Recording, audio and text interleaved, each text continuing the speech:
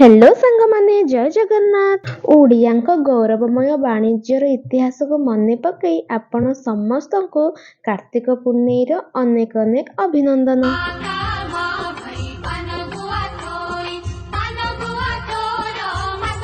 ତ ମୁଁ ମୋ ଡଙ୍ଗା ଭସେଇ ସାରିଲା ପରେ ଲକି ଯିବ ଏବେ ଡଙ୍ଗା ଭସେଇବା ପାଇଁ, ସେଥିପାଇଁ ତାର ଡଙ୍ଗାକୁ ମୁଁ ସବୁ କିଛି ସଜେଇ ଦେଲି ଦୀପ ଧୂପ ଲଗେଇକି। ତ ସିଏ ଏବେ ଯିବ ଭସେଇବା ପାଇଁ।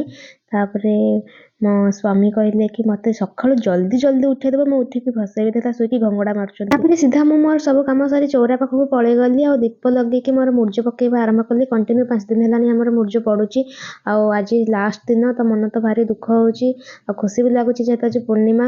ତ ଦେଖନ୍ତୁ କିପରି ଲାଗୁଛି ମୋ ମୁର୍ଜ, ମୋତେ କମେଣ୍ଟ ମାଧ୍ୟମରେ ନିଶ୍ଚିତ ଜଣାଇବେ ଆଉ ମୋ ଚ୍ୟାନେଲକୁ ସବସ୍କ୍ରାଇବ୍ କରିଦେବେ। ଜୟ ଜଗନ୍ନାଥ।